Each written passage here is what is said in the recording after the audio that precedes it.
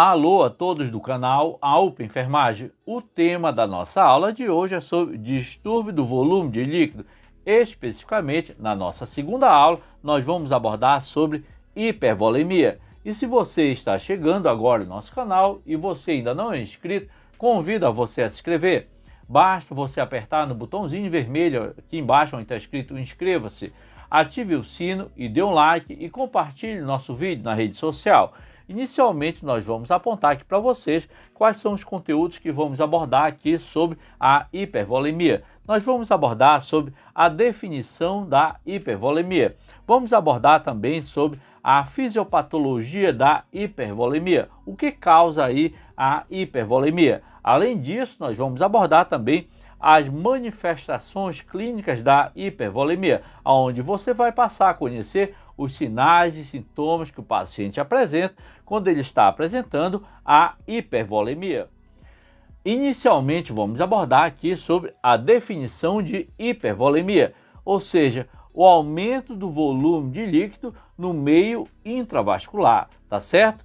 Então, o que é hipervolemia? Literalmente é definido hipervolemia pelo excesso do volume de líquido que refere-se a uma expansão isotônica do líquido extracelular, causado pela retenção anormal de água e sódio. Observe muito bem que acontece uma retenção de água, de sódio, e essa expansão acontece de uma maneira igual no líquido extracelular. Então, a hipervolemia acontece tanto a retenção de sódio na hipervolemia, quanto também a retenção de líquido.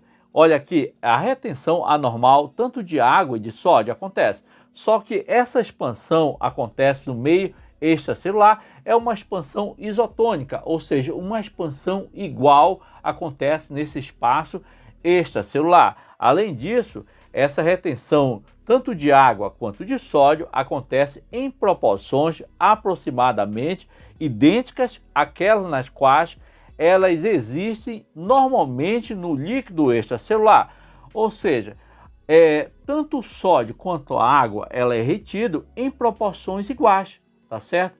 Por isso que está deixando bem claro aqui, proporções aproximadamente idênticas àquelas as quais elas existem normalmente no líquido extracelular.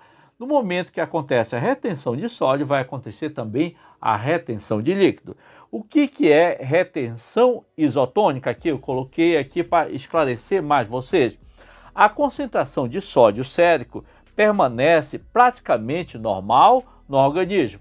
Por que permanece praticamente normal no organismo? Porque no momento que acontece a retenção de sódio, vai acontecer também a retenção de líquido. Por isso que fica em proporções idênticas, tá certo? Então, esse daqui é a definição de hipervolemia.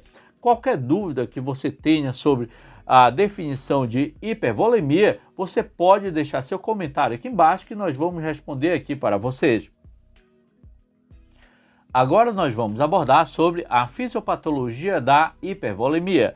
A hipervolemia pode estar relacionada principalmente à sobrecarga de líquido, ou seja, a retenção de uma grande quantidade de líquido. Isso daí pode acontecer devido a um distúrbio do hormônio antidiurético. Além disso, a fisiopatologia da hipervolemia pode estar relacionada à função diminuída dos mecanismos homeostáticos, como no caso os rins. Esse mecanismo homeostático do equilíbrio do líquido, que está relacionado ao equilíbrio do líquido também no organismo e também ao hormônio antidiurético, pode estar relacionado também à hipervolemia, tá certo? Então, é uma das fisiopatologias, é a função diminuída desse mecanismo homeostático, ou seja, do equilíbrio de líquido no organismo. Outra fisiopatologia, outro fator também que está relacionado à hipervolemia, ou seja, a retenção de grande quantidade de líquido no organismo, é a insuficiência cardíaca. Quando o coração apresenta ICC, que nós chamamos insuficiência cardíaca, grande quantidade de líquido é retido a nível do tórax, membros inferiores e também membros superiores. A insuficiência renal também está relacionada também à fisiopatologia da hipervolemia, uma vez que os rins apresentam uma insuficiência no filtrado, principalmente a nível glomerular, pode vir a acontecer a retenção de líquido, porque o rins está apresentando uma insuficiência, tá certo? Vai reter então líquido em grande quantidade no organismo. A cirrose hepática também está relacionado à hipervolemia. Uma vez que o paciente apresenta insuficiência hepática, pode acontecer a retenção de líquido na veia porta e, consequentemente, devido à alteração na pressão ocótica a nível da veia porta, pode grande quantidade de líquido ir para o terceiro espaço, aumentando a quantidade de líquido, ou seja, vai aumentar, vai causar o que nós chamamos de ascite no paciente, onde o abdômen vai ficar um pouco mais abaulado, tá certo? Ou seja, o líquido vai para o terceiro espaço aí. Outra fisiopatologia, outro fator também que pode vir causar a hipervolemia é o consumo excesso de sal. Nesse caso, o sal de cozinha.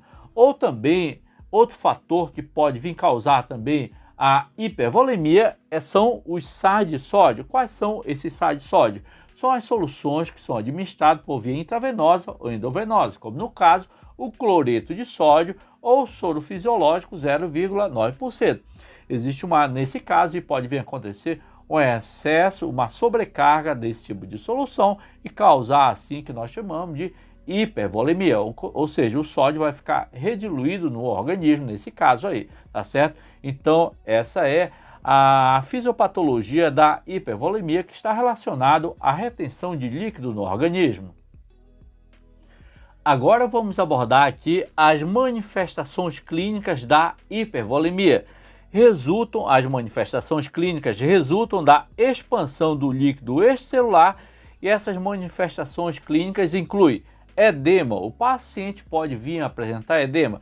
O paciente pode vir a apresentar edema em membros inferiores, superiores, abdômen, tórax, tá certo? Em consequência de vários fatores que nós já falamos anteriormente na fisiopatologia. Um deles aí é a insuficiência cardíaca, a insuficiência renal, o paciente que apresentam alguma disfunção no hormônio antidiurético, aí, alguma insuficiência renal que eu acabei de citar, isso tudo causa edema, tá certo? Então está relacionado, é uma das manifestações clínicas aí da hipervolemia. Outra manifestação clínica da hipervolemia é no caso da veia do pescoço, ela fica mais distendida em consequência da retenção da grande quantidade de líquido no organismo. Além disso, ao escutar o paciente, ou seja, ao realizar a ausculta do paciente, o paciente pode vir a apresentar estertores úmidos, que são sons pulmonares anormais, tá certo? Então, essas manifestações clínicas como edema, veia do pescoço distendido e estertores que o paciente pode vir a apresentar são manifestações clínicas quando o paciente apresenta hipervolemia. Outras manifestações clínicas que o paciente pode vir a apresentar é o aumento de peso. Em consequência da retenção de grande quantidade de líquido, o peso do paciente vai aumentar, tá certo? Além disso, o paciente vai apresentar também taquicardia, aumento da frequência cardíaca, aumento da pressão arterial, aumento da pressão de pulso e também pressão venosa central vai aumentar. Tudo isso em consequência do aumento, ou seja, da retenção de grande quantidade de líquido. Além disso, o paciente pode vir a apresentar também aumento do débito urinário. O paciente passa a urinar ou ter um volume urinário além dos valores normais em 24 horas. A falta de ar e sibilo também é muito comum no paciente que está apresentando retenção de líquido, tá certo?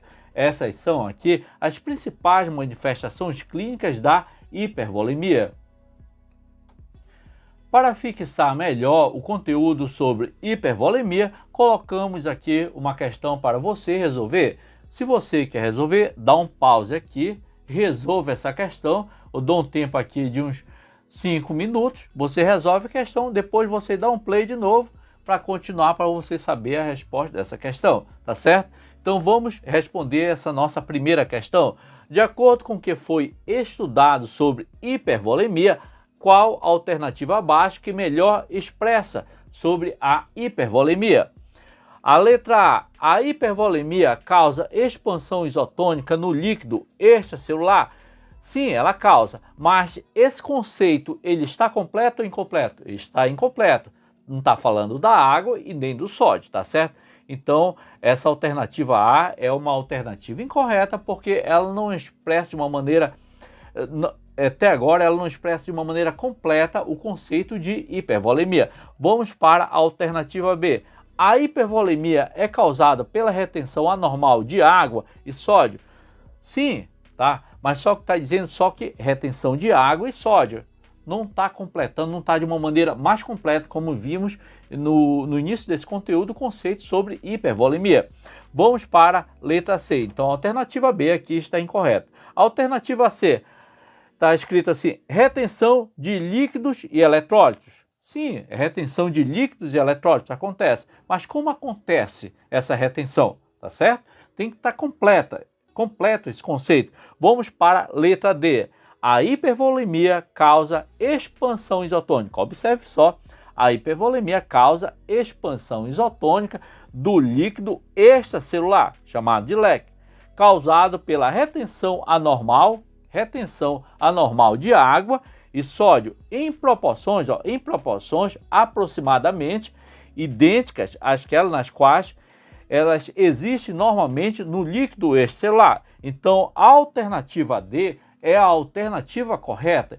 Então, entre a A, B, C e D, a letra D é a que melhor expressa o conceito, a definição sobre hipervolemia. Então, pessoal, ficamos por aqui na nossa segunda aula que nós estamos abordando aqui sobre a hipervolemia. Se você gostou desse conteúdo ou você ainda não é inscrito nesse canal, convido você a se inscrever. Basta você apertar no botãozinho vermelho aqui embaixo, onde está escrito inscreva-se, ative o sino e dê um like. E ficamos por aqui e fique com Deus.